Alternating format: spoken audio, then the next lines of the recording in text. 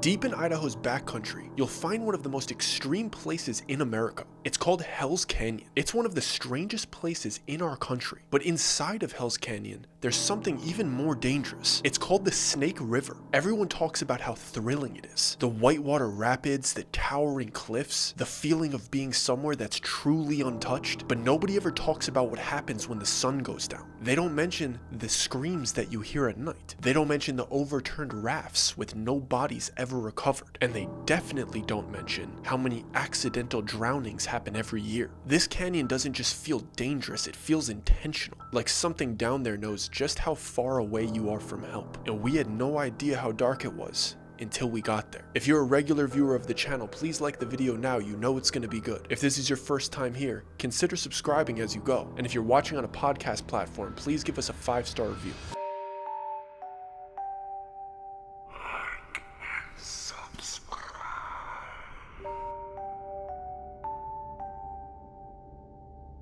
So my buddy Sam and I booked this really sweet whitewater rafting tour a couple months ago in Idaho. We like to do something that adventurous every few months, at least once, twice a year. And this one was fairly cheap. It was 5 days in the middle of nowhere, Idaho, whitewater rafting down the Snake River through Hell's Canyon, which is the deepest canyon in all of America. It's actually deeper than the Grand Canyon, but it's not nearly as visited for some reason. It's much more isolated. So we book this tour, we fly in and we show up. We don't get a private tour, we can't afford that. So we get placed with an entire group, and our group had 2 guides, 2 rafts, and we had to split our raft with this really nice couple named Steven and Lucy. And the reason we got paired with them is because the other raft was filled with a family. There was a mom and a dad and 2 kids. I think they mentioned their last name was the Wrigleys or something. So right when we arrived, everything seemed to be going smoothly. So you meet everybody outside of the canyon, then everybody has to descend together. Everybody pitches in, carrying down a lot of the equipment because it's so much. You're out there for 5 days. There's a lot of food, there's a lot of gear. You don't expect the guys to do it themselves. But they teed it up the best that they could. And I'm saying they, but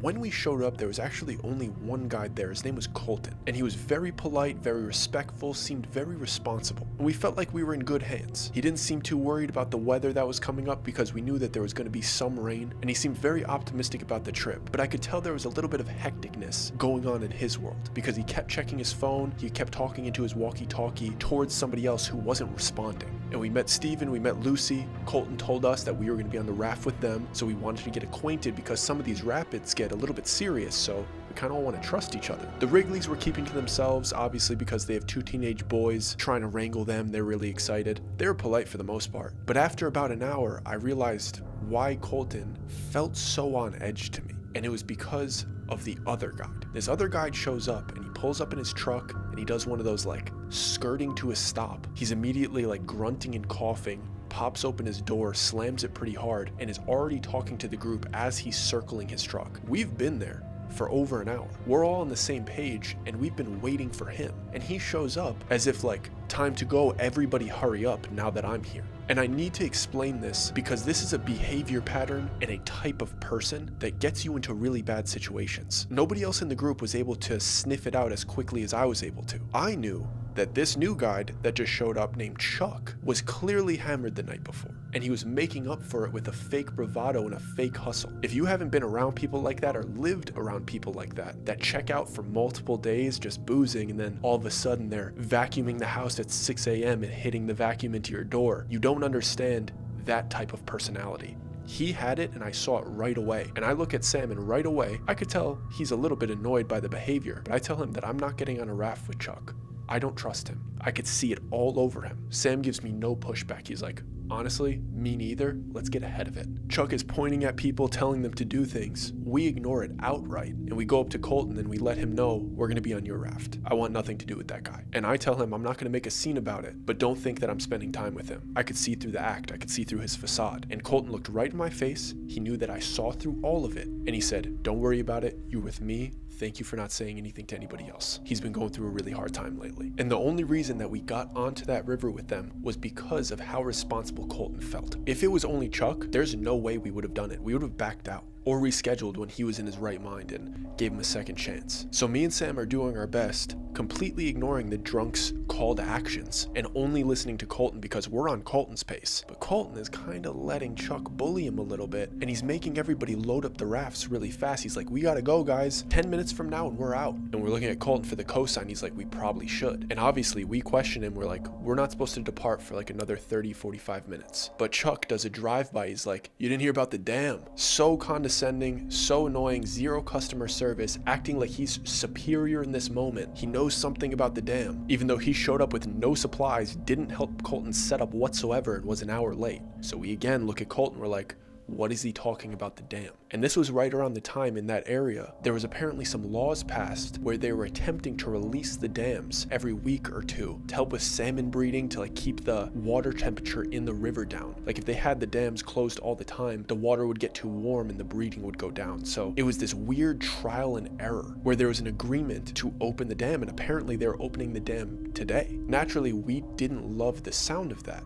We're like, what do you mean? There's rapids here. Like, is this going to be dangerous? And Chuck is like, no, dude. Already done it about 2 or 3 times. Doesn't change it whatsoever. If anything, makes it more fun. But we want to get past the first rapids before the release gets to us because the first rapids are the toughest. And Colton seemed to agree. Even though Chuck was annoying, we knew that the first stretch of the rapids were the most dangerous. They weren't incredibly dangerous. We're not whitewater rafters. We're not trying to go to like the highest level rapids. So we all listened, we got everything onto the rafts, and we departed. In the first stretch, especially on the Snake River, it's not consistent rapids. Like it is pretty slow and pretty calm for long periods of time, and the river gets pretty wide. And then randomly, you'll get to a rapid and it's really intense for a couple minutes, and then it calms down again. So we're on that first long stretch where it's completely calm, and it is gorgeous out there. Like I'm talking, that area of Idaho has immense natural beauty. Massive cliffs, it's very green there, there's wildlife everywhere. The river is crisp and moving fast, like everything about that place is absolutely magical. And we're just enjoying ourselves. We're looking around, we're seeing the animals. Steven and Lucy are pretty nice, we're having a good time, we're chatting. But I could tell that Colton is on edge. And he's all the way in the back because he's like manning the raft. He has both of the paddles in his hands. And I could tell he's looking around at the water a lot.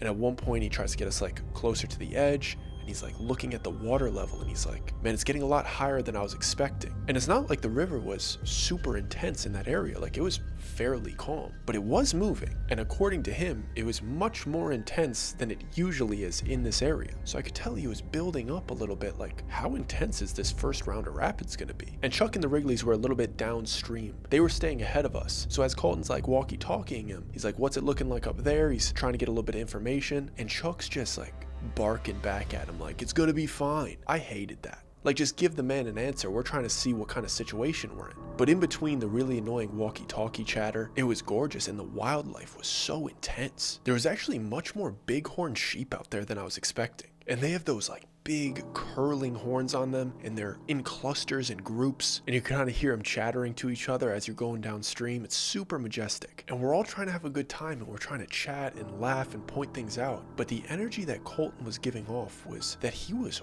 really concerned. Like the dude wasn't laughing and wasn't smiling, and his head was whipping around like he was hyper aware of the situation. And part of you thinks that that would comfort you. Like, okay, the guide is on it, like he's not playing games. He's keeping everybody safe. But this was the calm part of the river. There was nothing to be acting like that about. But he looked scared. And then the river started picking up. And initially, that is very fun. That's what we signed up for. We wanted whitewater rafting. We wanted to go through the rapids. But we knew that the rapids were still a little far away, and the water was getting intense. And Sam looks back at Colton. He's like, is this because of the dam release? And Colton looks at him really quickly and just nods his head yes, as if he's not trying to really tell Steven or Lucy, like he's internally panicking. But since Sam asked, he has to give him a straight answer. Like, yes, the river is like this because they released the dam. And I don't love how slick he was about it. I'm like, is that a bad thing? Are you noticing something wrong here? And Steven and Lucy look back at him, and he like shrugs his shoulders and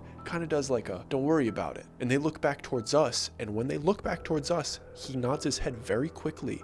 Yes, this is bad. He walkie-talkies Colton one more time, and he's like, have you hit the rapids yet? no answer. They were further ahead of us and we couldn't see them. They were right around a bend. And when he didn't answer, Colton started telling us what to do. And yes, we already got a safety briefing. We knew what we were supposed to do on this raft. We knew we had to hold on. We knew what the anchor points were. We all had our vests on. We knew the protocol if somebody accidentally fell out of the raft, but it wasn't supposed to be that serious. But Colton's giving us a pep talk. He's like, this first stretch of rapids is going to be the most intense on the trip. I need you guys to stay sharp and stay focused. I know you haven't done this before, but if I tell you to do something, I need you to listen. And mind you, he's telling us this as the raft is really starting to bob. Like we are hitting choppy water now, and we're starting to go fast. No rapids yet, but you could feel the wind of the speed of this river. And I could tell he's already straining himself, trying to keep us going straight. He's grunting, he's moving around the paddles, he's doing his best to line us up in the right spot to get through this rapid. And as we're getting closer to it, he keeps saying the same thing. I'm gonna need you guys to focus. I'm gonna need you guys to focus. And at this point, I'm gripping my surroundings. Like I'm dead serious, worried. And I'm kind of looking back at Steven and Lucy, and I'm getting worried for Lucy. Steven's doing his best trying to like hold her in place, but again, we are not even at the rapid, and this river is tossing us around. And as we start closing in on this first rapid, things are starting to get weird. Colton stops talking because he's clearly terrified. Lucy's squealing at every large bounce, like she's already almost getting thrown out of the raft, to the point where Steven is like holding her down. And I'm looking around at the situation with these impending rapids, but I can't help but notice the audience of bighorn sheep on the sidelines, right on the edge outside of these rapids, like large clusters of them, and they're looking towards us as if they're spectators. And I know that sounds weird and a weird thing to notice as we're entering this super intense rapid, but you would notice it too. Wildlife just catches your eye. And I guess we caught these bighorn sheep's eye in our big red raft because they were interested how this was going to unfold. And let me tell you, it didn't go well. We were so excited to whitewater raft, get thrown around, get splashed. The second we entered that rapid, we knew that we signed up for something that we were not ready for. But it isn't necessarily our fault, because I knew that Colton wasn't ready for this. And he didn't think that this was gonna happen, but we were already in the water. And you can't just get out of the Snake River. It's in Hell's Canyon. There are just two slopes on both sides. You can't just pull off. And if you were to hike out, it would take hours upon hours. And a major ascension, like you don't even know if you're gonna be able to climb out of certain areas. You have to stop at very specific points. So once you're launched, you kind of just have to hope for the best. You know, in the first few major bumps in this rapid, you know, Sam and I are looking at each other. We're trying to have a good time. We're grinning because it's pretty intense. But we get turned around almost immediately. And I thought Colton knew what he was doing. He keeps us going straight, but he's freaking out, panicking, and we are getting thrown around by this river. And there's no fear quite like not knowing when the next major bounce is coming. And I have no other word to explain that other than bounce, because when you go over one of these rapids and there's a random drop, there's some buoyancy to your raft. So it's almost like a trampoline, like trying to pop you out of it. And once we're turned around, we're not seeing where we're going. I have my right hand gripped on the rope that's on the outside of the raft, because it's one of like the anchor points to hold you in there. And Colton shouts to the group to hold on. That didn't trigger me to let go. It triggered me to grip harder. And if he didn't say it,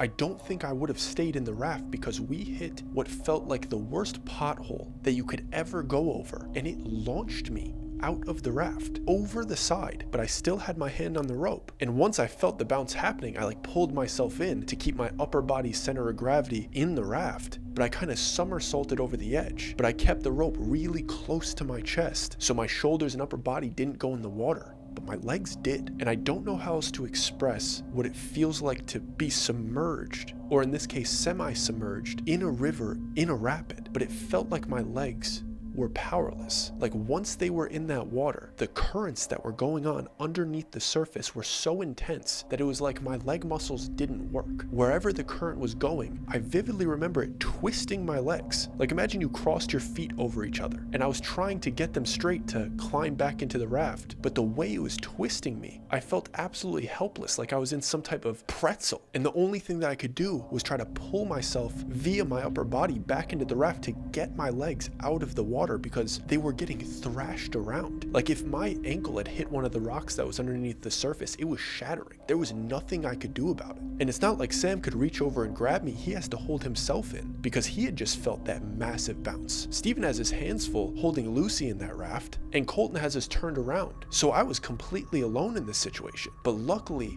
we hit another slight bump that actually gave me some momentum. It got my knees out of the water and I was able to roll back into the raft. And I knew in that exact moment that if any of us went into this water, we were going to drown 100%, at least while we were in this rapid. And once I got back into the raft, I was hoping to hear some guidance from Colton or some instruction, but all I heard was some of these bighorn sheep screaming. Like, I don't know if you've ever heard a goat scream. It's not just like a baa, like an intense scream. And their voices are almost kind of deep and they're taking turns screaming. And this thought floated through my brain in this massive, intense situation that these bighorn sheep were acting like an audience, like they saw me fall in or almost fall in. And it was almost like a level of cheering. But when your adrenaline is pumping like that, so many weird thoughts go through your head as you're trying to hyper focus on the situation at hand. But I'm hearing these sheep letting out these guttural screams as I'm trying to get my butt back onto the seat to anchor myself down, because I'm basically in the fetal position holding onto random ropes, now soaking wet, ready to get popped out of the raft again. But I guess the raft had turned back forward, so Sam was able to see downstream a little bit, and we were in a point of the rapid, like a split second, where he felt like we might be okay, where he could let go, grab me by the collar, and pull me back to my seat before grabbing his grip back. So now I was upright, I was able to whip my head around, look at Colton. He was not relieved whatsoever, but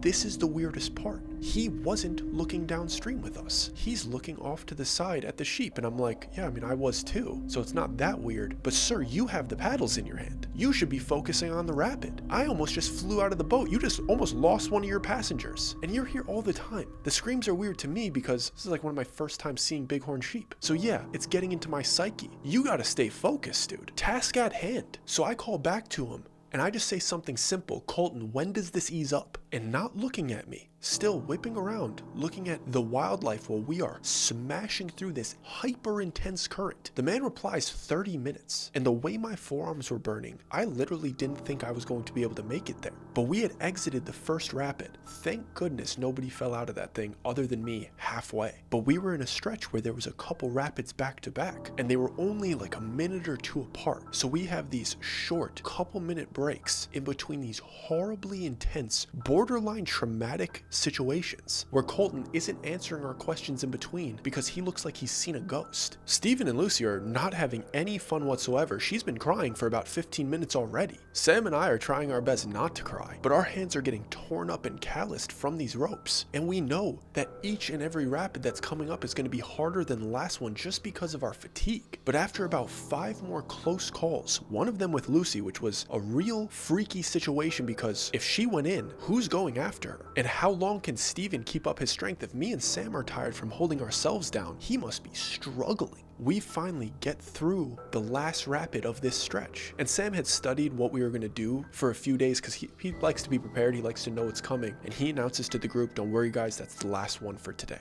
Like, we're safe now, we're good. And Colton, still looking off in the distance, replies to Sam, I wouldn't say that just yet. And I'm like, that was the last rapid, right? And he nods his head, yeah. And Sam goes, the next stop is camp, right? So we're gonna get off the water for the day. Let it calm down. And Colton says, hopefully. We're like, what do you mean, hopefully? And right as I'm about to almost start arguing with him, he tells the group that the river's calmed down now and he's gonna need us to be quiet until we get to camp. And me and Sam look at each other like, what, are we in class and we're in trouble? We have to be quiet now? And he sees the skepticism on my face and he goes, if you don't stay quiet, we're in big trouble tonight. He's dead serious. Lucy's about to unload on him verbally. Then the sheep starts screaming again. I see she's about to start speaking, and then like 3 random sheep, like they're about to start an acapella, start squealing right at the edge of the river. And he's looking at those bighorn sheep like he's terrified of them. So now Sam, me, Steven, and Lucy are looking at each other, and we all silently agree to stay silent. And we turn around this bend, and thankfully, we see the other raft with the Wrigleys and Chuck pulled off to this small campsite right off of the river. They're all okay. They have the raft out of the water, and they're already setting up camp. And Colton gets us to the edge, and we get to finally get off of that thing. Our arms are exhausted, we're calloused. My legs were surprisingly tired. because I had to brace myself from left to right. And right as our feet hit the solid ground, we were away from the water, started pouring rain. I'm talking thick drops. I'm talking when they hit your face, it feels like somebody flung a tablespoon of water at you. Like the heavy ones that you feel hit your head and back. And it's coming down heavy. And apparently the Wrigleys were also told to stay quiet. And Chuck is looking at Colton, silent, but they're speaking a lot with their eyes. And we're all looking at each other like, so do we just set up camp in silence together? We were all told the same protocol, and we all awkwardly do just that. Mind you, we were promised delicious meals on a nightly basis and hanging out by the fire, having a good time stargazing. And now we're all just silently setting up camp, getting poured on. We get the tents up, some people are making food, Colton and Chuck are whispering into each other's ears in the corner. And finally they come over to everybody and they point at the tents, they tell us to get in, and Chuck goes into the tent with the Wrigleys, and Colton comes into our tent, Stephen and Lucy at their own, and the rain is pouring heavy on top, like you can't hear anything because of these raindrops hitting the top of the tent. And he says you guys could speak while you're in here because it muffles the sound. Really quick, today's video is sponsored by Chime. You see, money is on everybody's New Year's resolutions list, and then February comes around and everybody seems to forget. So I'm trying to do the opposite in 2026. Set it up once and let it run.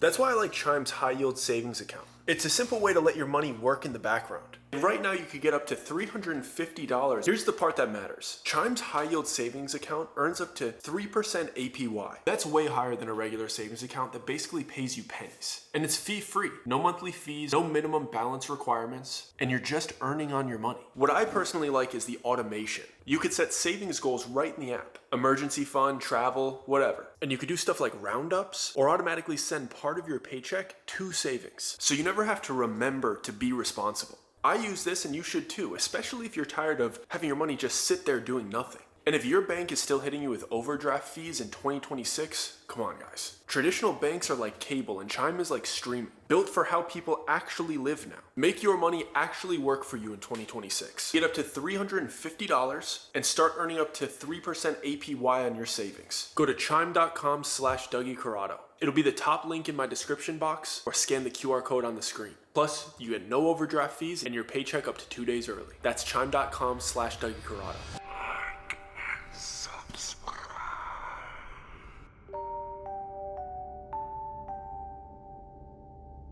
He doesn't give us any other explanation. He closes the tent behind him and Sam and I are sitting in there looking at each other. Like, when did this go wrong? We planned this to be one of the best trips that we've ever had. We're in one of the most beautiful places in the country. And here we are in the pouring rain, which usually wouldn't be that big of an issue. Told to give everybody else the silent treatment, but we could talk in our tents because those are the rules. As much as our inner rebelliousness wanted to just go talk to everybody and defy every single rule that they gave us, we couldn't do it because of how scared they looked. The last glimpse that we got of Colton and Chuck talking to each other, or like whispering in each other's ears, there was genuine, real concern, and they're out here every single day. So if they're worried and they're scared, no matter how vague they're being and how inconsiderate Chuck has been, you have to respect the fear in their face. We're clearly not in a good situation, and they know better, but we're allowed to talk in this tent. So finally, Sam and I got a moment to ourselves. And if I'm gonna be honest with you, we were absolutely coping. We were trying to convince ourselves and each other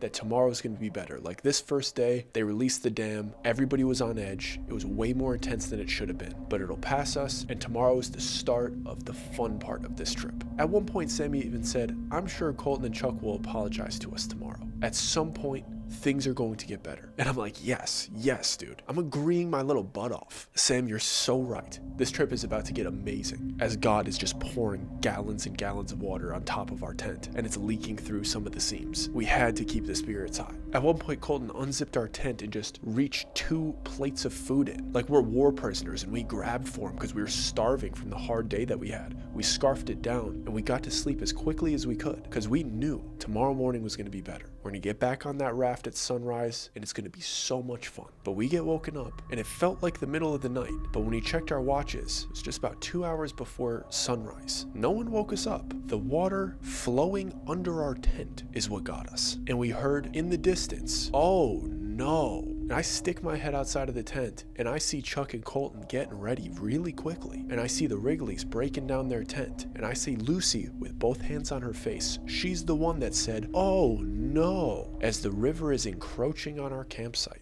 We thought everything was going to be better today, but releasing the dam and the heavy rain rose the water level even higher than it was the day previous. And we're looking over at Colton and Chuck, and he's giving us finger signs like over his mouth, like be quiet, but spinning his finger in circles like start packing up, we have to go. It is still dark out. Like I said, the sun is not up. Water is pouring into our camp. We have no choice but to throw on the driest clothes that we could grab, break down our tent, and get as much as we can into the rafts before the rafts get taken by the river. So we go from a deep sleep to completely awake, feet wet, frantically breaking down our campsite, and before you know it, we're on this raft again. It's like one of those times, I don't know if anybody else has experienced this, but when somebody frantically wakes you up and is like, we need to do this right now, and you're not even really conscious until you're in the car driving somewhere for somebody and you finally gain consciousness while you're on the road after 3 turns already, and you're like, oh, how did I even get here? And the last time that happened to me, I had to follow my dad to the mechanic, and I woke up when our car hit the brick wall about a half a mile away from home. So I find myself reliving that situation, but now I'm on an intense river in the dark, back on the raft that put us through the most intense experience of our life just the day previous. No water, no breakfast, no coffee, just wet clothes and intense water from the second that we were in it. It wasn't rapid intense, but it definitely wasn't calm in a place that it was supposed to be going slow. And we're barely getting answers from Colton because he's trying to keep the raft going. Again, we're separated from the Wrigleys and Chuck. They're ahead of us, so it's just the same crew back on the water, sleep deprived, starving, dehydrated, not believing that we were forced out of our campsite hours before we were supposed to launch. And we get to this very wide section of the river. It was wider than any other portion. If you were on the edge of it, you would almost be like, this could be a pond or a lake. And the cliff sides on both ends were so steep and so tall, so it was really dark in there. The sun wasn't yet coming up, but you know that dawn lighting where it's like creeping around the horizon? So there's a light glow. It's not pitch black night, which causes a section like that with these really high cliff sides to be very shadowy. So the visibility is low, but there's still a lot of shadows, if that makes sense. And we're chugging our way down this really massive section of this river, and I'm looking around and I see these bighorn sheep again. They're not screaming. This time they're completely silent, but I'm able to see the silhouettes of their massive horns. And remember, nobody's speaking. We are still under the quiet rule. But when you're on a river and you're seeing something so bizarre off of the edge of the river, you forget that it's quiet time. It feels so unnatural to not communicate with the people around you in that situation. And I'm looking at 3 groups of sheep, 3 very distinct groups of bighorn sheep huddled on this massive sloped wall. And they were in 3 separate groups in like perfect circles. And it looked so unnatural because of how organized it was. And initially my brain is trying to come to a rational conclusion, like they're trying to stay warm. But the formation was so intentional. Just imagine 3 circles, each group having like 30 to 40 sheep in it. So it's like a large gathering, and they're intentionally staying in a super round circle. It's not like they're wandering and it's like, oh, they're kind of in a round shape. I mean, they are making circles with their bodies, and it's in like a triangle. There's 3 groups of them. And I nudge Sam. He looks over. He looks back at me and he whispers really, really lightly. It almost reminds me of a crop circle. And I give him a look like, right? Isn't it so unnatural how they're in a formation like that? And we're remembering to keep it really quiet. Like we're whispering to the point where Colton can't hear us because the river's still pretty aggressive. But when Lucy looks over, she goes, what is that? Because she sees it. It was so bizarre. And Colton pretty much gasps, but he doesn't say anything. He wants to shout, but he restrains himself and he puts his hand on Lucy's shoulder to get her attention to turn towards him, and he puts his finger on his lips, like, be quiet. But right after she shouted, we heard the first scream. The sheep started screaming again. So my head goes, what is it about these sheep that he's so scared of? Because they're clearly triggered by, I guess, the sounds that we make. It's just a group of sheep, dude. Who cares if they're screaming? This was more than we've seen the entire time we were here. Like, yes, there was a lot first day. This was a collection. 3 separate collections, in fact. And the first one screams, and the second one. And then it sounded as if each group was taking turns screaming. Just because of the direction that it was coming from, they were too far and too shadowed to see which ones were doing it. They weren't moving much. But from the slight directional sound, it was like, okay, group 1 just screamed, then group 3, then group 2, like they were taking turns, and when they were doing it all together, it was incredibly loud and incredibly disturbing. And after like the 10th or 11th scream, the water started getting rougher. It was so weird because, like I said, we were in a very wide area. And even though the water was more intense that day, it doesn't start rippling and getting white till you get to a rapid. Like, it's not lumpy, but all of a sudden I'm starting to see these ripples in the water, and they're coming up very randomly, almost like a rock is coming out of the water slightly. They're happening everywhere, but my mind isn't registering what it actually is. And I'm whipping my head around trying to get Colton's reaction. He's looking over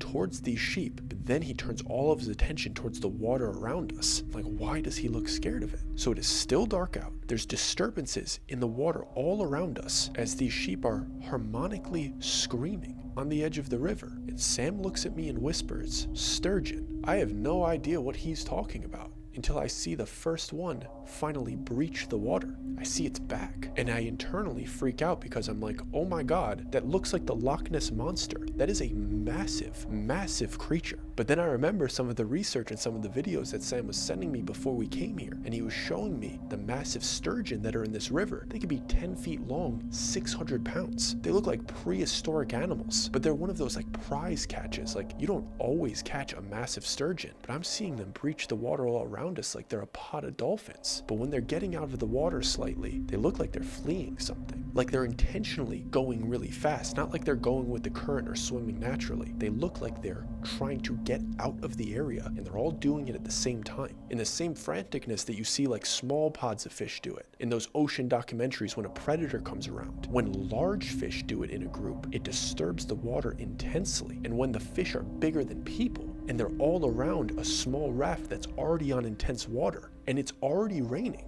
it becomes incredibly chaotic. And right at that moment, we enter the first rapid of the day. It couldn't have been worse timing. So we're dealing with this incredibly intense rapid because the dam was released and we have the rainwater. This was supposed to be a calm day. Like, these rapids, I think, were class 3, easy to handle. They felt like class 5. And we have these prehistoric monsters. Literally, some of their fins are coming onto the raft, like hitting us. And the Wrigleys and Chuck are already deep in this rapid, and they are getting thrown around. And we see one of the teenagers fall into the water. At least I do during all of this chaotic action. But my attention is immediately taken away from the kid that fell in the water upstream because we hit a major bump and we start to tip, and we hit another major bump. And Steven was putting all of his effort trying to keep Lucy in the raft, and he enters the water, and we do a full 360 turn. At this point, we had made it all the way to the edge, so we were kind of scraping up against the wall. And I think Colton did it intentionally to try to slow us down. Steven's in the water, and we have to focus on our guy, because if he gets taken away by this, if he gets swept away by the river, I felt what it was like in there. He's going to die. If it's anything like it was the day before, I would say that there is 0 chance of survival. But luckily, we were on the edge, and there was a good amount of large logs and large rocks sticking out of the water. So he actually fell into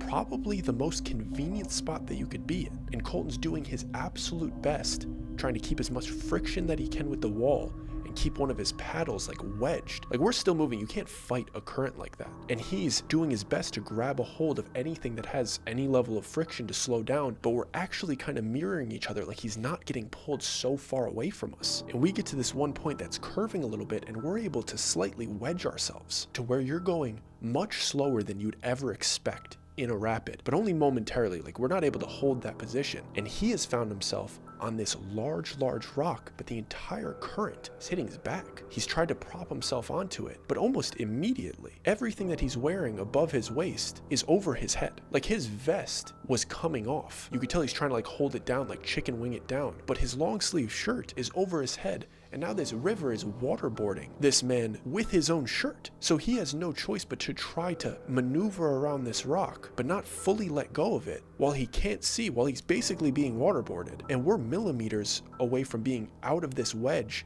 and he's stuck here. But when he turns around, this is gonna sound so absurd and borderline maybe funny, but not funny in this situation. He starts losing his trousers because of the current. And in any other situation, this would be like kind of funny, embarrassing, what a story. But I see he's suffocating in his own shirt, and he's losing his pants. And it is still dark out. His complexion is very similar to mine. He's pale as a ghost. So at least we're able to see him instead of his dark clothing. And he gives up holding on at the exact moment that we lose all of the leverage that we have with the side of this wall. And we're losing him in some of the water. But luckily, his shirt was so far up, it actually gave us like 3 more feet because it was over his head at this point and like reaching out, but he still had a hold of the garment. So Sam was able to reach off of the raft and kind of like grip his shirt and wrap it around and get him close enough to the raft for Colton and Lucy to be able to reach over and grab him as well. And once we had both of his hands on the outer rope, we were able to drag him back in while we're spinning and hitting bumps.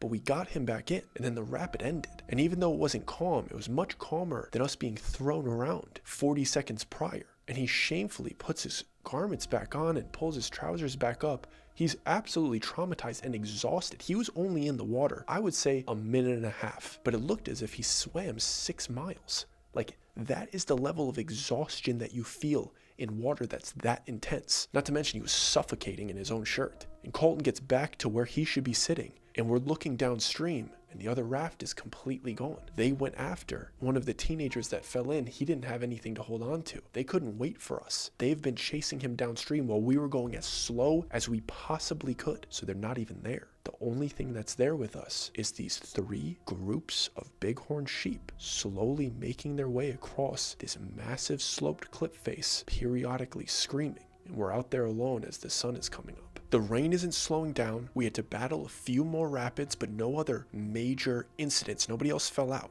The sun eventually came up. It was a really tough morning. It was an even tougher afternoon, and there was no way off of the river. We had to keep going, and also we had no idea where the other raft was. Chuck wasn't replying. So now all of us are concerned that they might have tipped. They all might have went in the river. We have no idea what happened. So there's this level of paranoia that we might be in an absolute emergency.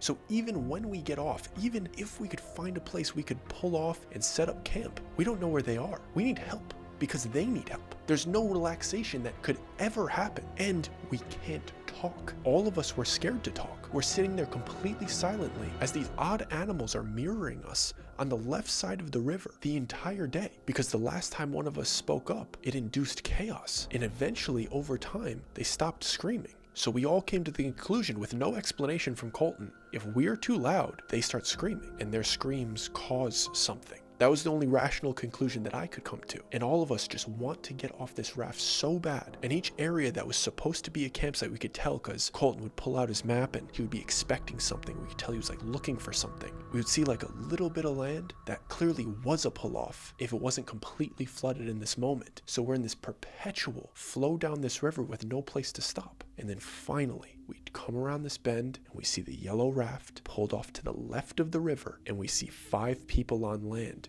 waving their hands. So they got him. They got him back in the raft. They're all standing, so they must be okay. And they're setting up camp. And we're like, oh my gosh, thank God. And then Colton starts frantically paddling to the right. And all of us are looking back at him like, what are you doing, dude? They are on the left. We need to pull off to the left. But he points at this area that's closer to us than they are. But we see them and we're like, they're setting up camp up there. But he's frantically pulling us to the right. And that's where we pull off at a smaller campsite off to the right. And I would say like we're a few hundred yards away from them. Like we could see them, but they're still like small. If they yelled, we might be able to hear them, might be able to make out some words, but there's a river in between us. But for some reason, Colton wanted us here. And he ties off the raft, he makes everybody get off, and everybody's staying completely silent. We're all setting up our tents. It's still raining. It is miserable. We get some slop food that he prepared in like 5 minutes, and Sam and I walk over to the edge of the river. We look through our binoculars, and we look at their campsite. It's very large. There was room for all of us, and I could see that the Wrigleys are sitting around,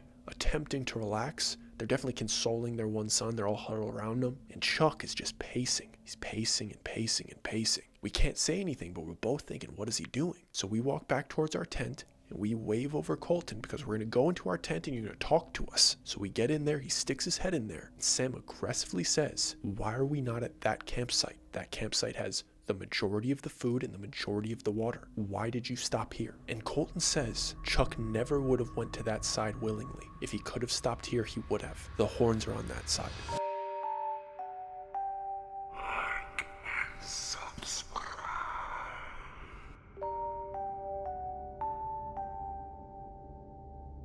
At this point, we basically pulled Colton into our tent and zipped it closed because we didn't want to give him the ability to leave whenever he wanted without giving us more context on what he was talking about. But he kept saying like, guys, I can't be in here this whole time. Chuck's gonna need me. I can't just sit in here. And he has his walkie-talkie out as if he's like waiting. We're like, why don't you just walkie-talkie him? And he's like, you don't understand. I can't just call over to him. It'll be too loud. We have to wait. And as Sam is saying, like, wait for what? Thunder starts rolling in, like a deep rolling thunder. And the moment we all hear it, he clicks the walkie-talkie and he says, Chuck, they're close to you. And there's no reply for about 30 seconds until the next wave of thunder comes in, and it's Chuck absolutely freaking out. You could hear in his voice, he's terrified. And he's like, Colt, I don't know what to do. I don't know what to do. You always handle this. Thunder ends, he has to stop talking. And we're sitting there waiting. The rain is still pouring. It's still loud hitting our tent. Then we get a really, really deep thunder with like a loud crack. And Colton says, Chuck, just lay the salt line. Do it now. Another pause, another thunder rolls in, and Chuck, still frantic. What else, dude? What else? I don't know what to do. Colton trying to stay calm.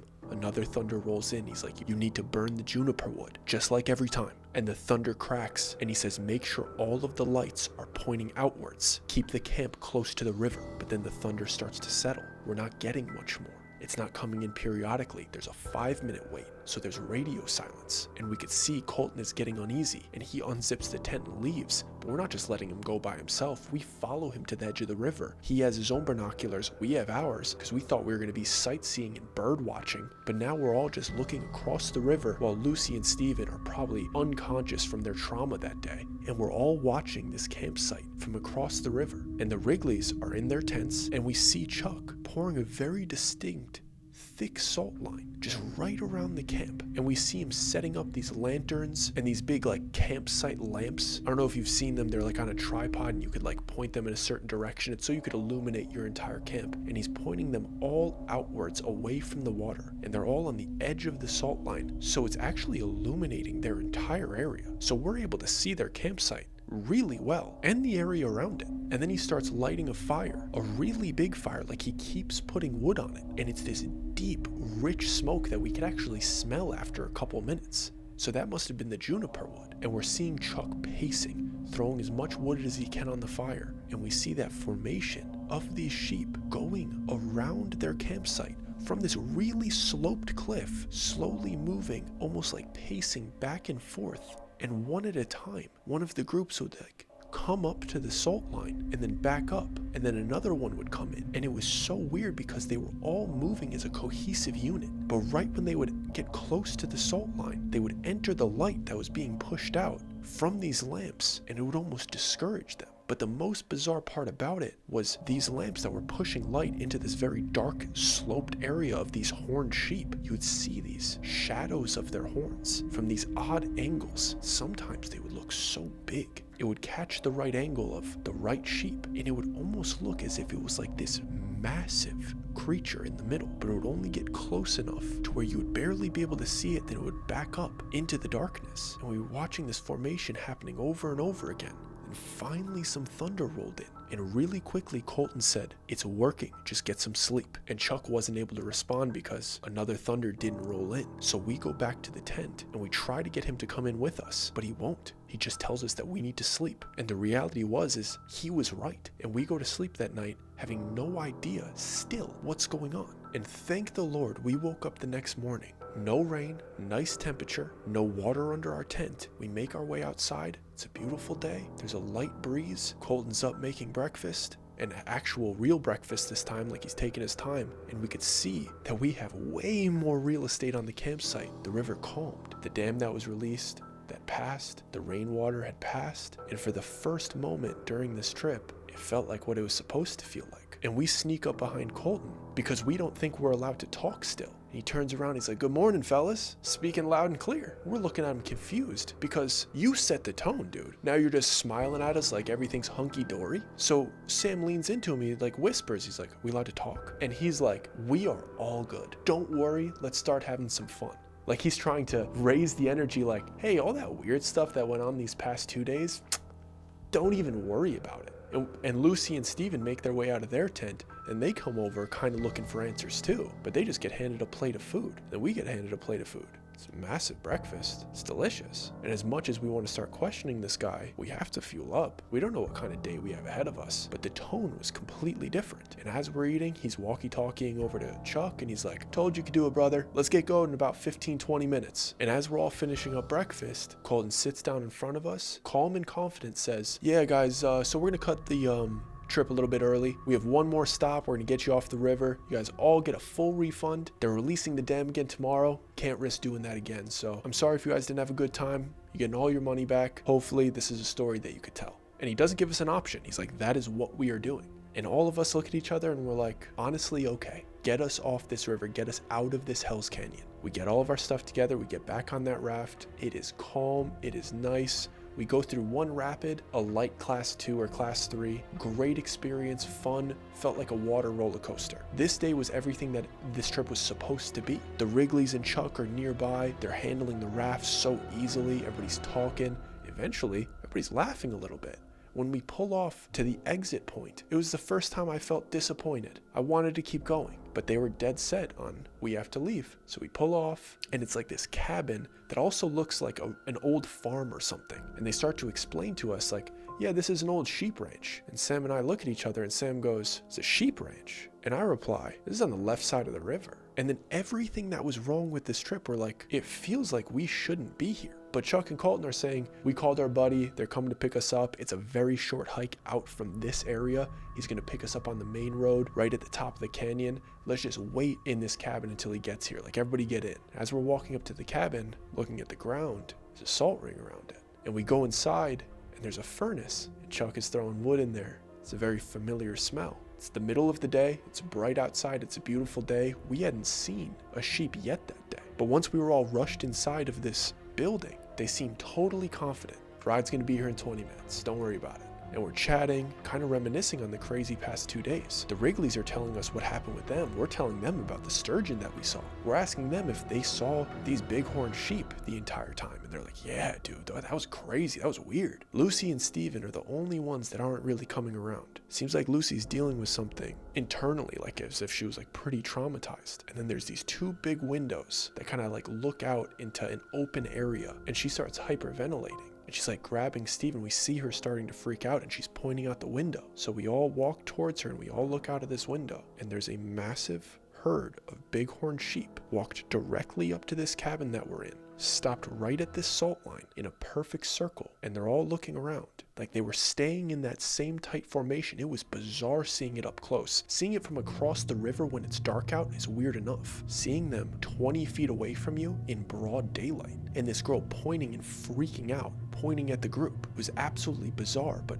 all of these sheep are like looking in different directions. It's not like they're staring directly into the window. It's just a group of them. And if this had been a normal weekend, I would think that they think somebody's here to feed them. This used to be a sheep ranch, wasn't it? And Colton and Chuck are like, guys, don't worry. They can't get in. Don't worry. We're good. It's daytime. We are in the safest place that we possibly can be. But I'm thinking, didn't you say we have to hike out of here? And I say exactly that to Colton. I'm like, don't we have to leave to get to the ride? And he's like, yeah, but we'll wait them out. They don't linger that often. They know they can't get in here. And I'm like, why does this seem like a regular thing to you? And Lucy starts freaking out even more. And she's screaming things like, I'm not telling you, I'm not telling you. And that gets Colton and Chuck scared. I see it on their face. They start asking her questions. They surround her. They're like, don't speak to it, don't speak to it. And she's pointing at this massive group of sheep. She's like, it keeps asking me my name. And they're like, don't tell it. Do not say your name. Sam and I are looking at each other like, who's asking for your name? She's pointing at a group of sheep. And then Chuck goes, which one is it? You need to point at it for me. And he opens the front door of the cabin. He brings her outside. We follow her out, very strategically not going over that salt line. And she's like trying to pull away. She's like, I don't wanna. She's freaking out at what she's seeing and apparently what she's hearing. And he's like, I just need you to point at it. And finally she lifts her finger and puts it like kind of high up as if she's like avoiding the first few rows of sheep. She's like, it's that one with the black spot in the middle of its forehead, the one that's looking at us. And right when she says that, I see the one sheep that's pretty still. The other ones are like looking around, they're dopey, but this one is still, seemingly staring at her. She's screaming, I'm not telling you my name. And Chuck has a shotgun. and he unloads one into the air, and all of the sheep start to scatter except for the one with the black spot on its forehead, and it walks slowly up to the salt line as if it isn't slightly afraid. And Lucy is jumping into Steven's arms saying, "Do you not see it? Do you see it?" She's looking at all of us and she's like, "Are you not seeing it?" All we're seeing is a sheep, and then all we hear is a bang. The sheep had walked all the way up to Chuck, directly up to the salt line, put its forehead to the barrel, and Chuck pulled the trigger without hesitation. And all of these other sheep are sprinting away after the second shot, screaming in all directions, completely scattered, gone. And Colton says, "Our guy's here, it's time to go." And we grab our things and we take this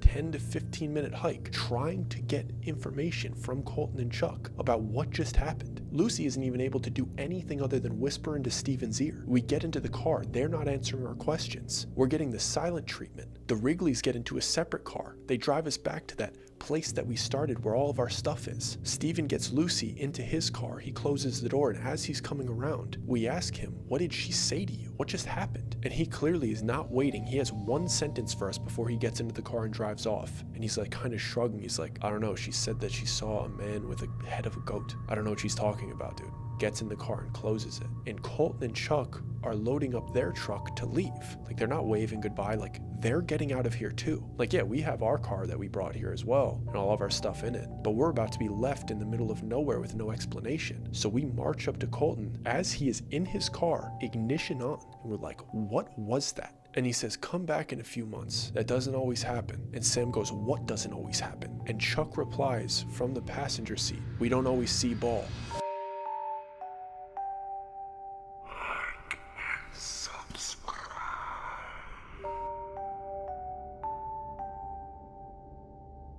I hope you guys enjoyed this week's video. I feel like that was a very intense one, so take a deep breath, compose yourself, because you're going to need to like the video and subscribe to the channel if you enjoyed that whatsoever. And please give us a 5-star review if you're watching/listening on a podcast platform. It helps more than you think. If you like stories like these, very upbeat, very intense from start to finish, let me know in the comments. And let me know where you think we should go next. You know we like to travel. And if you enjoyed this video, YouTube thinks you would also like this one. So go ahead and click it. We have an entire channel to binge.